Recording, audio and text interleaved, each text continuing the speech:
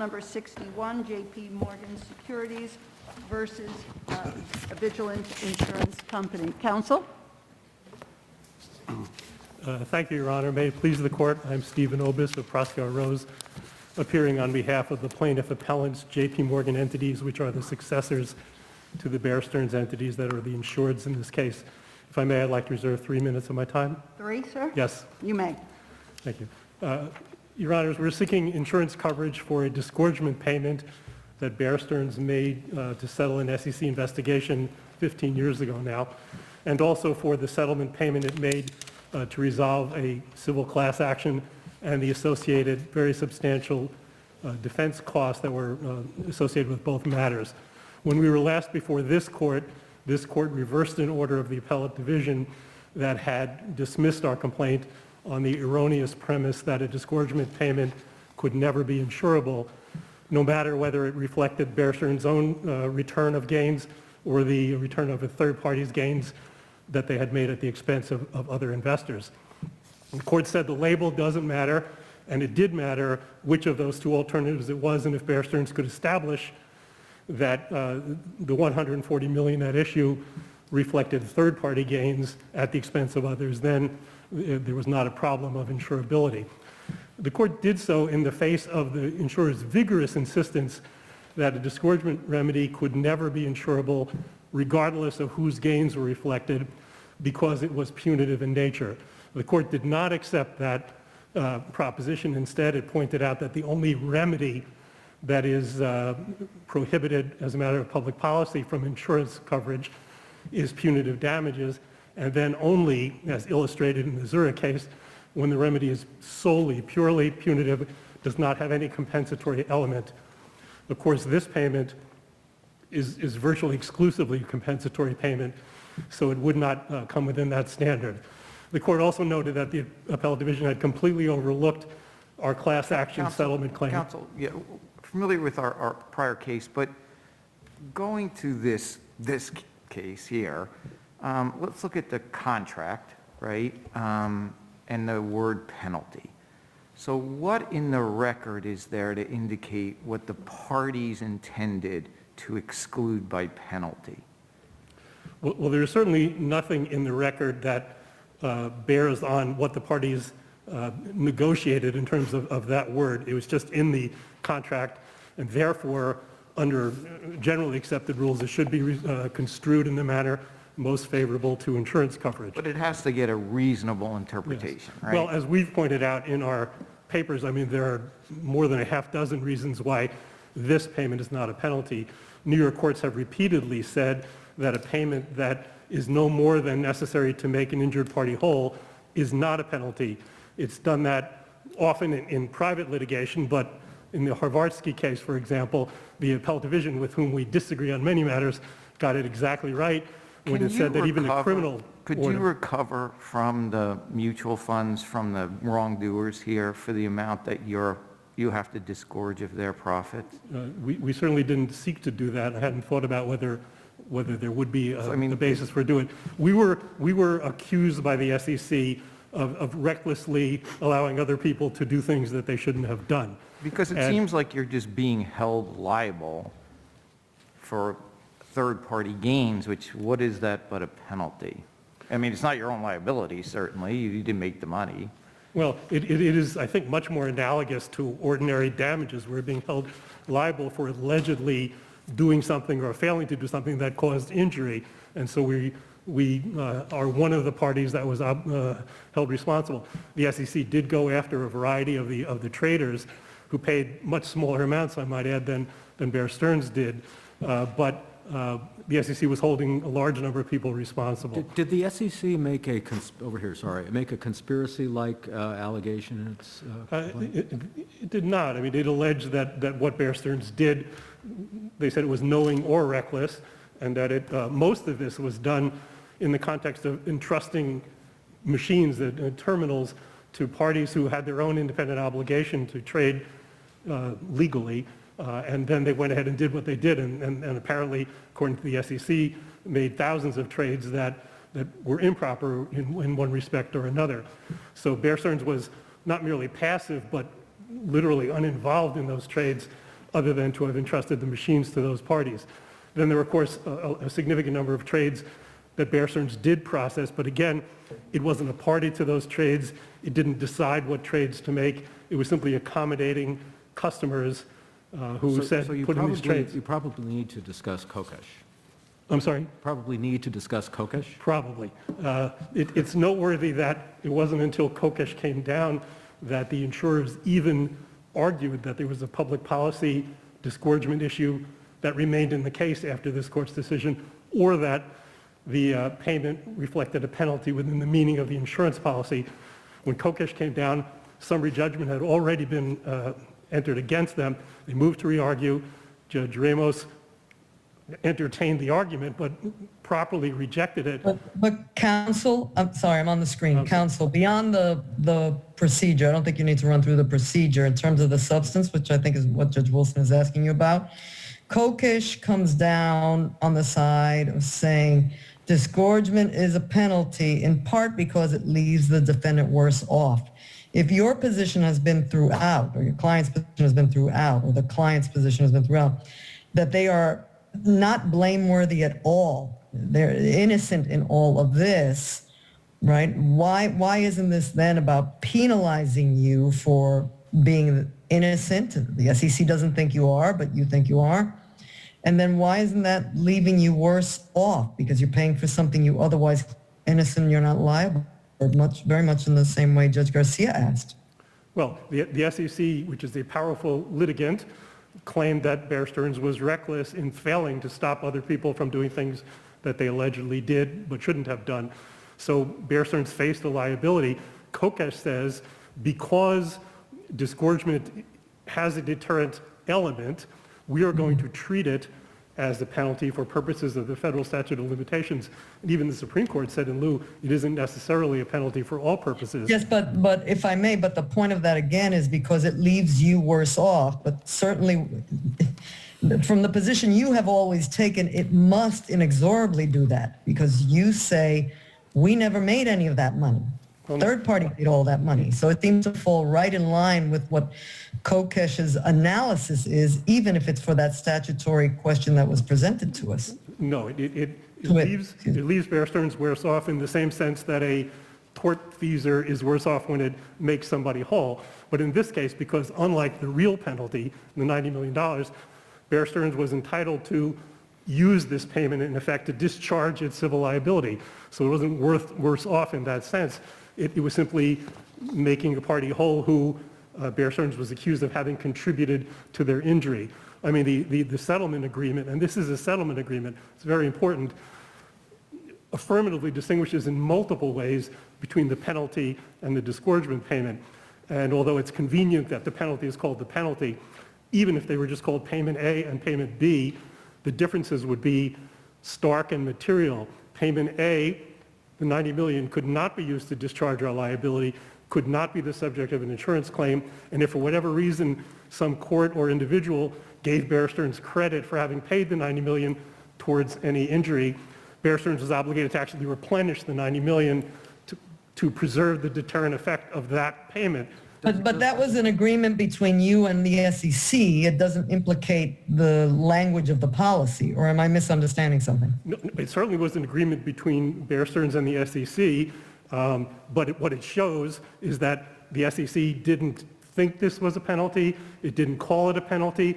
It had no authority to invoke a penalty in this way. I mean, the whole point of the Liu litigation was not that Mr. Liu wanted it to be called a penalty instead of a disgorgement. He wanted his money back because everybody agrees the SEC has no power to impose a penalty of the sort that was at issue in this case and in that case, although in our case, because it's compensatory, it's still an open question. Do we interpret the insurance contract by the law at the point in time when you entered that, when you purchased the insurance policy, when you signed off on the stipulation, or at the point in time that we are now on appeal? I think we interpret the insurance policy at the time the parties agreed and entered into it as a matter of New York law, which means this is an insurance policy carve-out, if not an exclusion. But in either case, in the absence of direct evidence of a negotiation, one applies the any plausible definition of penalty imposed by law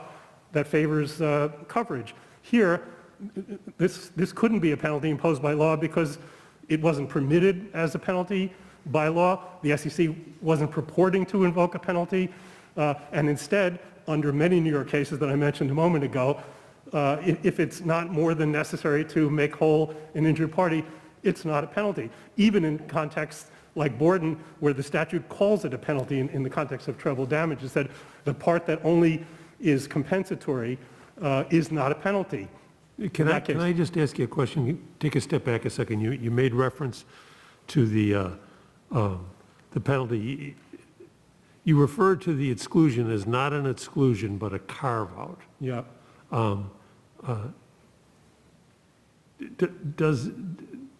Why do you say it's not an exclusion? Well, only because it appears, and the insurers argue this, it appears in the coverage grant as opposed to as a separate exclusion, and there are several, of course, in this policy. We say it doesn't make any difference in this case because either way, an ambiguous term is resolved in favor of coverage, at least absent evidence that the parties actually meant something else, and there's no such evidence in this case. Well, I just think the ambiguity of the exclusion is dealt with differently than other terms in the contract and has different effects. That's why I asked that. Exactly, but when there is no extrinsic evidence of the meaning of the term, it comes out the same, because the court has said in Bell Painting that every term in an insurance contract, if it's ambiguous, is resolved in favor of coverage absent some specific evidence that the parties meant something else. And so we have a settlement here of a claim for equity. Let me take it, slow down, and take it back. If we agree that there's a public policy question or a public policy qualification, then that would solve that question against your interest. I'm sorry, I don't understand the question. If we agree that there was a public policy question and we resolve that against you, then that would deal also with the exclusion question. I think so. The public policy has nothing to do with, the public policy says even though you absolutely promised to provide coverage for this, this is a It's not wrongful acts insurable. policy. It's not We're insurable. just going to abrogate the contract, and for a lot of reasons that this court mentioned the last time we were here. No, I understand the arguments. I just want to understand, I understand your argument on the exclusion. That's Right. what- The exclusion has nothing to do with public policy, although in some cases the courts have noted that the expectation of an insured might be different if you were working under a liability policy as opposed to, for example, a homeowner's policy where nobody would expect it to cover sexual abuse or something like that. Here, the whole policy is about covering alleged wrongful acts, including regulatory investigations. This is exactly what this policy is supposed to cover, so I think the considerations are even stronger, that public policy has no part in all of this. Now, it may be that under the new Kokesh and Liu decisions, the SEC will stand down or take a different position in terms of what kind of disgorgement it can seek. But the fact is, this is exactly what the SEC sought in 2006. It was a reasonable settlement given the prevailing decisions, which this court actually noted in 2013, and there were several others as well. It was hundreds of millions of dollars less than the SEC was demanding under this Delta NAV theory, which the insurers stipulated in response to our summary judgment motion was a well-accepted theory for measuring this kind of injury, loss. And Thank you. and it was done at a time when... Excuse me, could you address briefly the exclusion that actually exists in the underwriters in the Lloyd's policy, which arguably seems more applicable to what happened here? Well, certainly for one thing, it only applies to the underwriters and their co-insured, not anybody else. But that exclusion says that if an officer, and that's an undefined term, was aware of facts from which it could have reasonably foreseen a claim, which in this case didn't even happen until 3 years after the policy was put into place, then those particular consequences from that act would not be covered. Not anything that happened later, and almost all of what the SEC alleged happened after March of 2000, but there's some that was before. So the insurers say there's 4,000 out of 10,000 Bear Stearns employees who should be considered officers. We say again, because this absolutely is an exclusion, that it needs to be construed in the manner most favorable. Judge Smith, when the last time we were here, was positing any number of alternatives that were much more narrow. Certainly, the executive committee, the senior policymakers were not implicated in any of this. And I should note, and it's in the record, that the purpose of this exclusion is to prevent somebody from running out and getting insurance when they anticipate a claim. There isn't a hint of that here. Instead, you've got low-level people, most of the ones they point to aren't even officers by their definition, who in 2 cases say they heard from somebody who meets that lowest level of officer using their framework, but not ours, heard that somebody retracted a trade at, quote, the last minute, one of them said the next morning, but again, without any evidence of what the circumstances were. Was it a mistake? What happened? Some of them don't even indicate the time frame that the person is talking about. So we'd say certainly the insurers had the burden on that, and they failed completely, no matter what the concept of officer is that you apply, but certainly if you apply the officer concept that we think is plausible and the most favorable to Was that coverage. adjudicated in Supreme Court? I don't think it was at the appellate division. Adjudicated? Yeah. That's right. I mean, the appellate division, again, forgot the whole class action. They forgot everything other than looking at Kokesh. So no, it wasn't addressed in the appellate division at all. Judge Ramos went through every one of these items, and we think correctly held that there was no genuine dispute as to any of the factual disputes that the insurer's claim has arisen in this case. We've got a reasonable settlement that absolutely clearly reflected the $140 million was reflective of the gains of others, not of Bear Stearns. The court here in our case was at pains to say that this standard for intent to harm, which is the other argument that the insureds make, really means you have to actually intend harm. And I don't think the insurers even claim that this record reflects that. So instead, they're arguing that you should change the standard. That would be a seismic shift in the way wrongful acts and professional liability policies are applied if one were to do that and to start saying, well, this is conduct that it could be foreseen would cause harm, was substantially certain, or whatever formulation you want.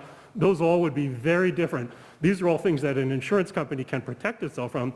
It could say we don't cover, it could adopt whatever standard it wants and put that in an exclusion, but it didn't do that here. It said we're going to cover all wrongful acts and omissions, which they defined basically as every wrongful act and omission, including misrepresentation. The only qualification was where there was a finding, an actual final adjudication of dishonesty or fraud in the underlying matter, and of course that didn't happen here. So they promised to pay this. The briefs, a couple of times, I think the insurers say that Bear Stearns should be required to live with the consequences of the contract that it entered into. That is all we want here. It is the insurers who are seeking, certainly in the public policy sphere, and also by reframing standards that have existed for decades in New York law, to get out of making good on an obligation that they should have made good on 15 years ago. And although insurers have argued that this court doesn't have the power for some reason, which I don't really understand, to address the class action or the prejudgment interest, all of that was in the record. All of that was in the judgment that Judge Ramos entered that was vacated by the appellate division. So all of it is before the court, and the court certainly has the power to put back in place the judgment that we obtained in the trial court. Thank you, counsel. Thank you. Counsel? Good afternoon, Your Honor. Daniel Sullivan, appearing for respondents. You know, as I think about this case, Your Honors, it really can be simplified. The U.S. Supreme Court has held, now twice, that the kind of disgorgement payment that Bear claims the SEC imposed is a penalty because it But leaves the counsel, wrongdoer worse let's off. stop for a second. Let's say back when this contract was entered into, there's evidence in the record, which I understand is not here, but let's say there's evidence in the record that the parties agreed that this type of a settlement is not a penalty. You sign this contract, 15 years go by, Supreme Court comes out with these nice rulings. Can you now say it's a penalty? Even though that's not what the parties intended when they entered into the contract. Oh, if I understand the question correctly, Your Honor, if the contract specifically said to No, not specifically said. Let's say it's ambiguous. Right. But there's extrinsic evidence that this is what the parties intended. right? If you construed, one way or another, right, if you construed the policy to mean SEC disgorgement is covered. Right. Then the fact that something happens in the law later that might affect the penal nature of SEC disgorgement wouldn't affect the interpretation of the contract. But that's Right. not what happened here, But- because but Kokesh doesn't change the law. The problem, I think, that I see, and explain why it isn't, is that your position changes after Kokesh. No, Your Honor, so I'll take it two ways. First, there's Kokesh itself, right? Kokesh itself is the clearest evidence of what the court was doing there, right? The opinion of the Supreme Court. And the opinion of the Supreme Court doesn't announce any new rule, doesn't discover a new rule of law. It applies 100-year-old case law to the context of SEC disgorgement and decade-old law on what disgorgement is to analyze it. With respect to our position, we've always argued, in this case, Your Honor, that the disgorgement payment was not a covered loss. Our primary submission was that it didn't fall into the affirmative coverage grant in the first place because it's not damages. And we argued in response to Baer's position, well, you know, we were obligated to disgorge third-party gains, not our own gains. We said that's not what happened here, in part because outside of the narrow context of insider trading, the SEC does not have authority to do that because it would be a penalty.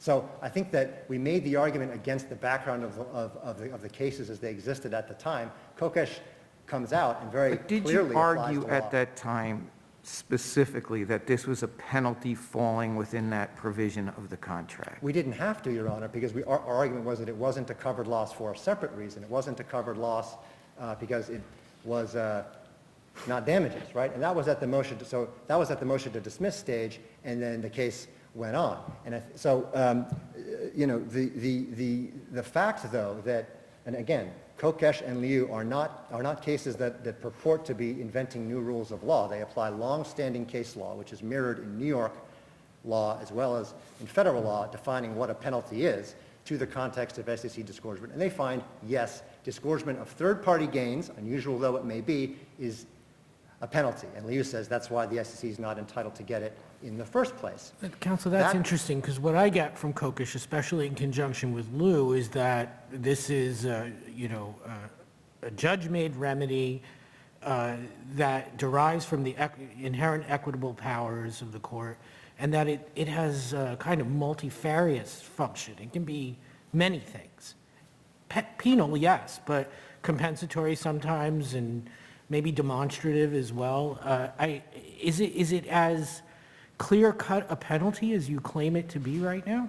Yes. So remember, Liu drew a line in the sand, right, between two different kinds of SEC disgorgement. Disgorgement of your own ill-gotten gains, and Baer admits that the what it calls the $20 million slice is uninsurable because it represents its own ill-gotten gains. We're talking about what Baer's version of the other slice, right, the $140 million for third-party gains. So Liu draws a line in the sand and says, if it's third-party gains beyond the net proceeds obtained by the wrongdoer, and remember, Baer claims it never made a cent of profit from its wrongdoing here.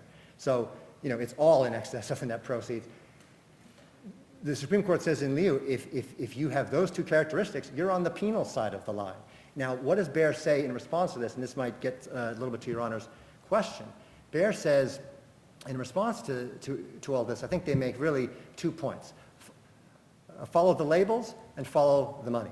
With respect to the labels, right, they say, well, the SEC denominated the civil penalty expressly as a penalty, and it didn't do that for the disgorgement piece, and that should control. But New York jurisprudence defining what a penalty is, which to Judge Rivera's question, I think that's the law that applies, right? What is a penalty imposed by law? Because the contract, I think, is not ambiguous. I think it's clear. Imposed by law means is a penalty pursuant to the law.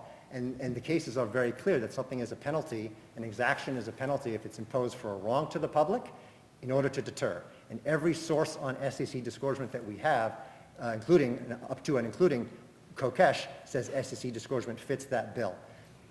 So with respect to the labels... It fits the bill of imposed by law, but it's this question of penalty that seems more vague.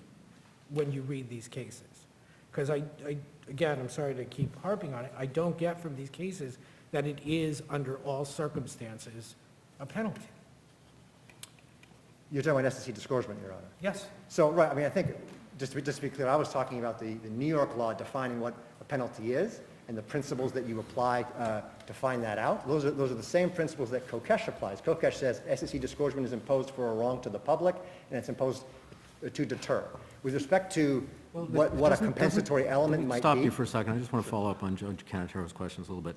So the Supreme Court does say in Kokesh that SEC disgorgement can serve compensatory goals, right? It uses those words. So how do you square that then with our holding in Zurich that says a risk is insurable if, essentially, if the payment, even if it's disgorgement, serves a compensatory goal? Sure. Even in part. Sure. I'm glad you asked, Your Honor, because I wanted to get to Zurich. I know it's an important part of the argument here. I'll preface my remarks just by saying that Zurich, of course, only goes to the public policy, right? It's a public policy case. It doesn't go to the meaning of the contractual carve-out for fines or penalties imposed by law. So I just want to bracket that. With respect to Zurich on the merits, if you like, I think Baer's reading of Zurich is completely wrong for a couple of reasons. First of all, Zurich does not stand for the proposition that if there's a dual-purpose remedy, a phrase that does not appear in Zurich, that if there's any drop of compensation, it's therefore insurable. It's never been cited for that proposition in this court or in any other court, and no case that I'm aware of relies on it for that rule of law. But more importantly, Your Honor, Zurich cannot possibly have meant, when it talked about compensatory elements, it cannot possibly have meant the compensatory elements Baer is relying on here. Baer says, follow the money. The $140 million went into the Fair Fund for distribution to investors. Your Honors, Zurich was a case about punitive damages. Punitive damages always go to the victim, right? And Zurich didn't say, well, the money went to the victim and therefore it's insurable. If that were the case, Zurich could have been a two-sentence opinion. And many of the court's cases on public policy involve punitive damages. Many of the cases defining what a penalty is, the exaction goes to the wronged, the injured party. So that can't be what Zurich had in mind when it talked about a compensatory element. And what I think you have to do to I heard to Mr. read it. Obis actually emphasize, I realize his papers make the argument that you just recited, but in argument he just sort of gave a different reason, not the follow the money argument as you're describing it, but rather that because the, let me see if I can get his argument exactly right. It wasn't where the money was going, right? It was that, see if I can even remember it. I think he's talking about the offset, Your Honor, Yes, exactly. Because I do want to he address could that. use the money to pay, so you've got the argument. I need to finish the question. Go ahead. No, sure. So I don't think that changes the conclusion, Judge Wilson, because, all the SEC did was say, with respect to the civil penalty, we're going to say you can't use that for insurance and you can't use that to offset against civil liability. It didn't say anything about what can or should be done with respect to the disgorgement amount. And as my friend is eager to point out, it's a settlement, right? It's a negotiation. We don't know what the SEC would have pushed for had it had its druthers. More importantly, none of that can change the fact that SEC disgorgement, as Kokesh took 2 pages to conclude, meets the definition of a penalty that New York courts apply. Can I ask you, opposing counsel mentioned Judge Smith, and he used to always ask the ultimate question is, what rule do you want here? What are you asking us exactly to do? Because I'm struggling here with disgorgement may or may not be a penalty, but it's hard for me to see it as always a penalty. So what rule are you asking us or what rule are you proposing? Right. I think the rule that we're proposing, Your Honor, is when SEC disgorgement is directed to or addresses third-party gains, in other words, not the gains of the wrongdoer, and exceeds the wrongdoer's net proceeds, those 2 characteristics that the Supreme Court said in lieu, put the disgorgement remedy on the impermissible penal side of the line. When disgorgement has those 2 characteristics, it's uninsurable, either under the public policy or, if you don't want to go that far, pursuant to the terms of the insurance contract, it's a fine or a penalty imposed by law. I mean, it's remarkable, Your Honors, that when the Supreme Court we're dealing with a federal sanction. No, let me stop you. The rule is disgorgement applies when? It's a penalty when? It's a, Public policy, that's straightforward, intentional wrongdoing. What else? no, Go ahead, you tell me. sure.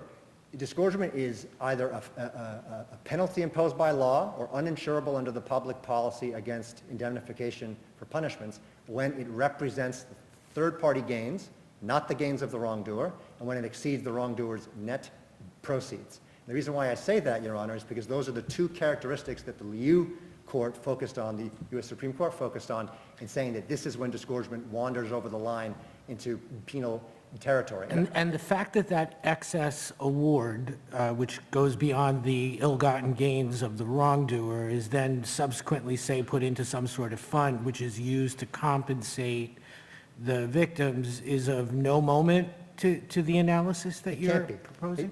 It can't be, Your Honor, because again, where the money ends up, what the state does with the money, can't be dispositive. It can't determine the question, because again, lots of exactions end up with the victim. Punitive damages, and we know that punitive damages are uninsurable as a matter of New York public policy. They always go to the victim. Again, if that were dispositive, Your Honor, Zurich would have been a two-sentence opinion. Money went to the victim, or it is insurable. That's not what the court did. It analyzed the legal basis for the exaction in Zurich. It said this is an unusual statute of a sister state that allowed a jury to impose an award either as compensation or as deterrence. We don't know which one it is, so we're not going to apply New York public policy to the award. You know, it didn't say where did the money go. It said what's the legal justification. That's exactly what the court did in all of the cases we cite on 27 to 29 of our brief. I encourage the court to review those, as I'm sure you will. Cox, Cicolo, Sperry versus Compton, you know, all those decisions focus on, as the court said in Cicolo, the intrinsic nature of the exaction. That's what we're asking you to do here. And, you know, just another point on the fair fund and the offset, Your Honors. The only way for Baer's argument about, you know, where did the money go and sort of how was it used to be anything more than labels, and I was talking about labels earlier, but the court's jurisprudence focuses on substance, not labels. The only way that it could be anything more than labels is if Baer could prove that the money actually went to investors. Going to the fair fund doesn't mean the money goes to investors. Liu and Kokesh were at pains to point that out, that a lot of times the money does not go to investors. And in fact, Liu points out that the fair fund was created in part to do things like pay whistleblowers and fund the IG. Good and salutary goals, of course, but not the same thing as money going to investors. And it's not as though Baer proved in this case, you know, here were the investors, they lost X, and they received Y from the SEC, and you know, it matches their losses, and so therefore it's compensation. And insurance coverage shouldn't turn on, and it's not an administrable rule. Coverage shouldn't turn on, you know, the sort of the complex facts of what went on. We're going to have to subpoena the regulators, depose the investors, Well, take no, if I discovery on the losses. understand your argument, you're saying coverage shouldn't turn on where the damages reside, where they end up. Correct. Are you arguing that? Sorry? I'm sorry. Are you arguing that coverage should not turn on where the damages, when they're provided by the carrier, and when you're paid, where that ends up? That's not your responsibility. Well, it's not just that it's not the insurer's responsibility, it's that it doesn't affect what actually matters, which is the legal justification, the legal nature of the award. It's fines or penalties imposed by law. That bespeaks a legal analysis, not a factual question into what the SEC meant in its heart of hearts or what actually ended up happening with the money. It's not an administrable rule. That was the point I was trying to make about administrability. I think the thing that makes this case maybe a little hard is the following.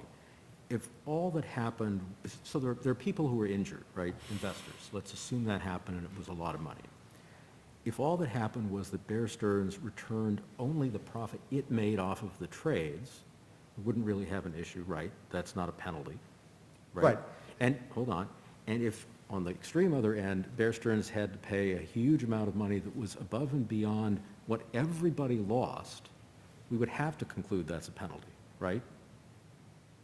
Well, I think you would conclude it for the same reasons we're arguing it here, but I Well- guess Baer would not have some of the arguments it's making, yes. Right.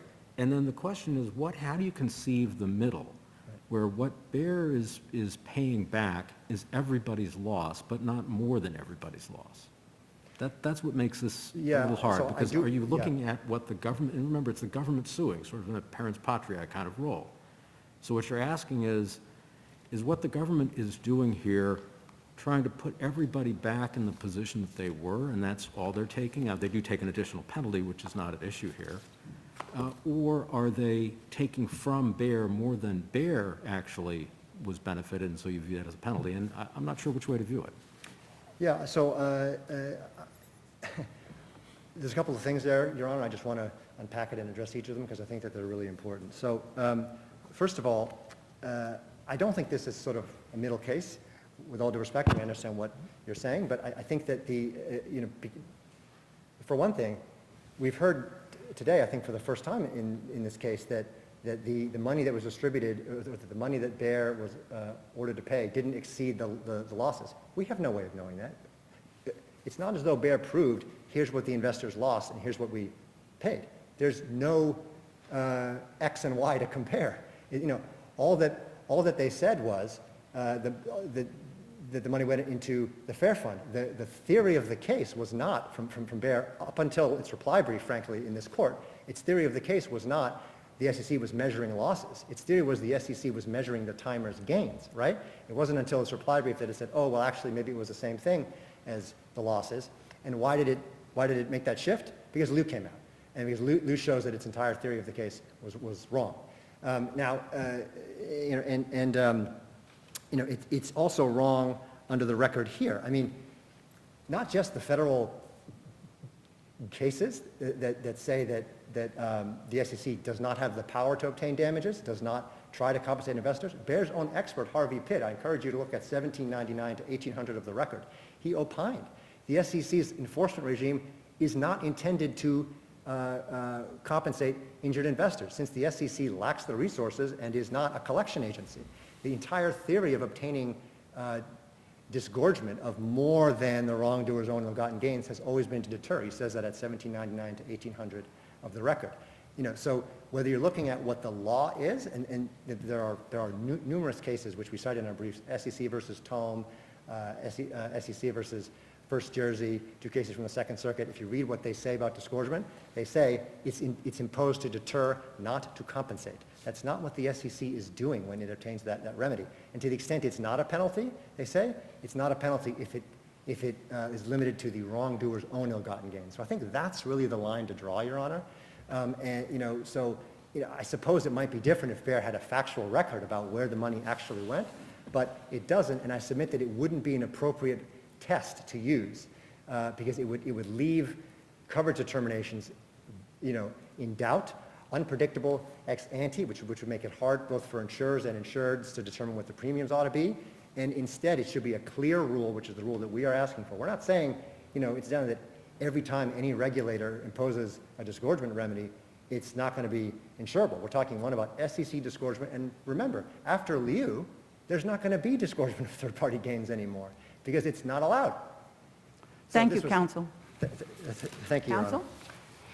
Honor. Respondent first.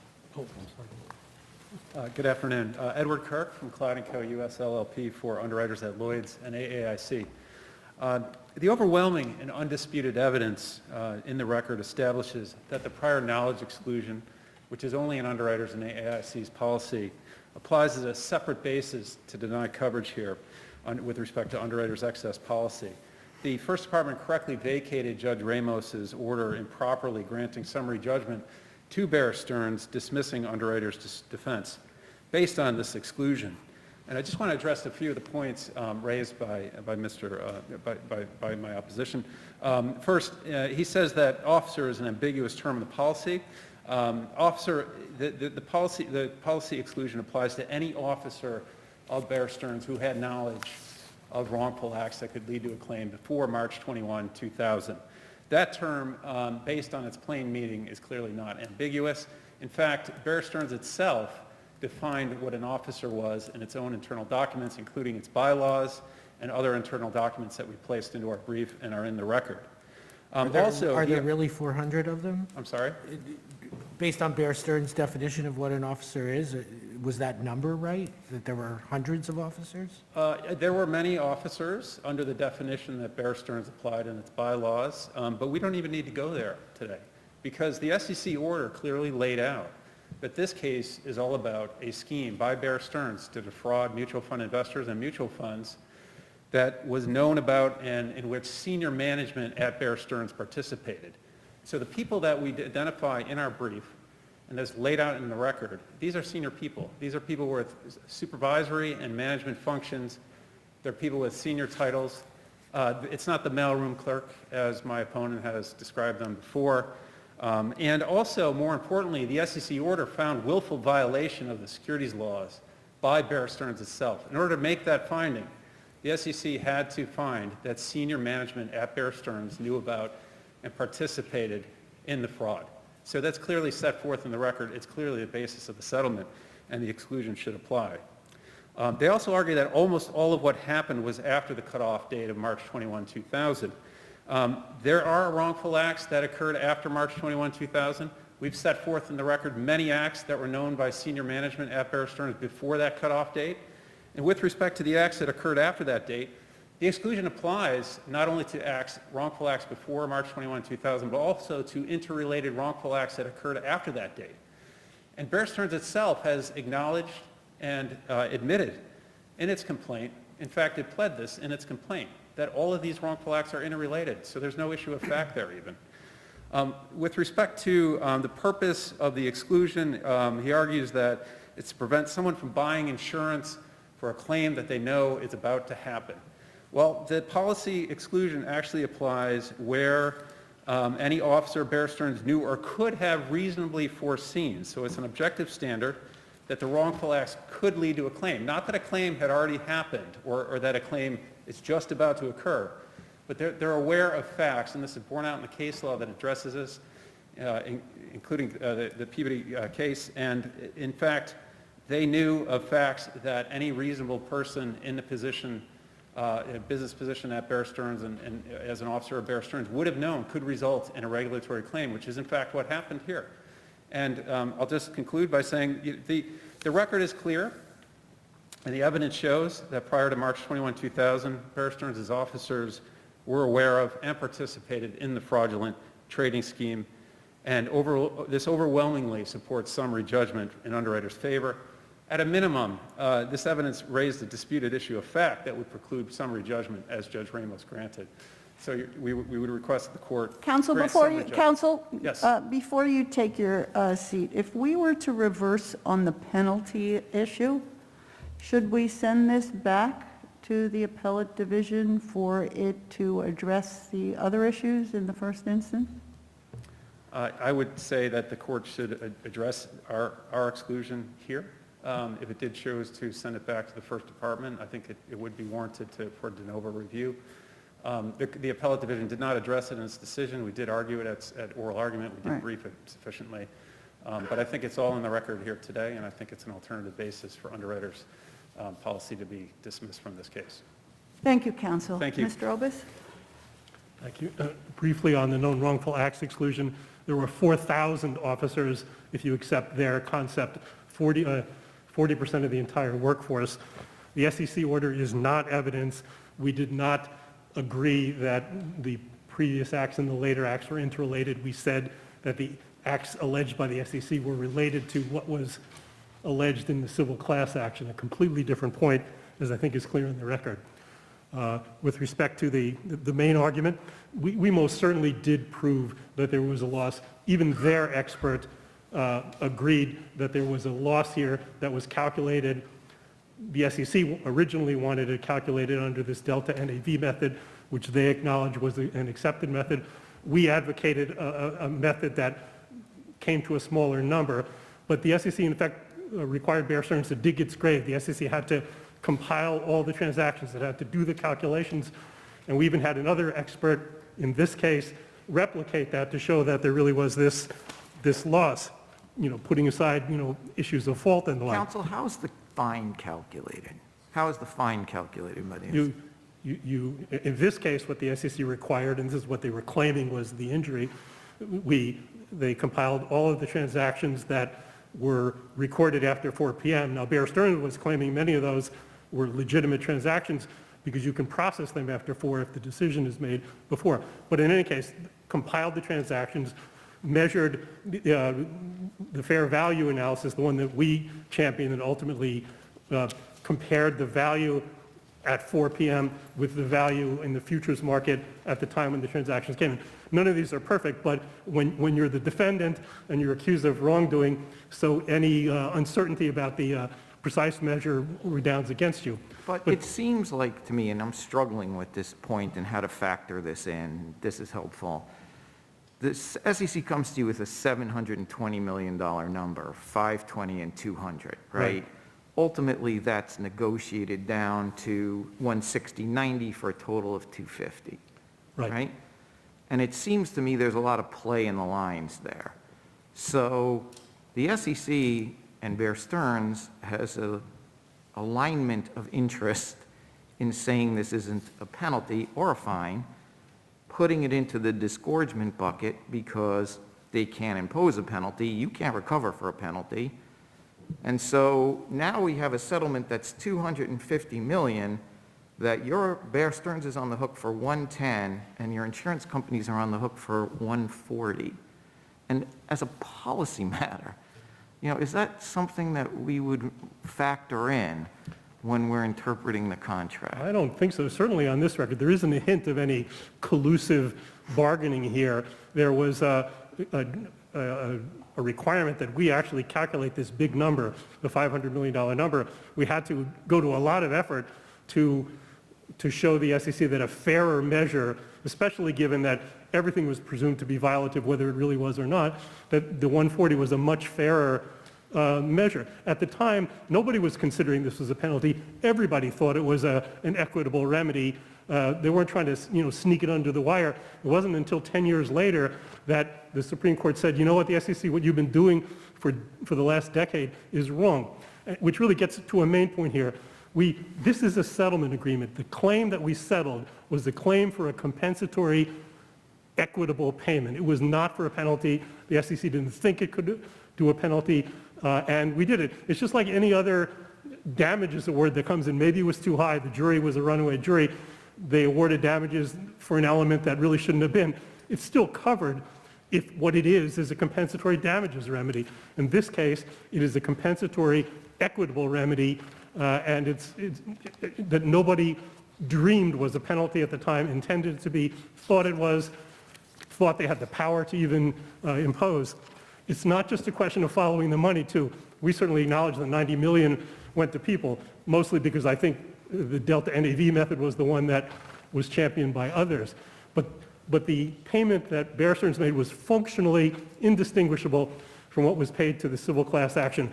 Every dollar for dollar that went into the fair fund of the disgorgement payment set off the obligation that would otherwise have to have been paid in the class action. If it had all been paid in the class action, we wouldn't be having this argument, but it's exactly the same thing. And it shouldn't make a difference. It's a mere formalism that the money, in one case, went into a plaintiff's attorney's escrow fund, and in the other case, it went into the fair fund. And there isn't any question that Bear Stearns bargained for the right to pay down its obligation using this money. This was absolutely, and which is why I say it's not just a matter of following the money. It's a matter of paying money to discharge a civil obligation to make someone whole. It's not in excess of that.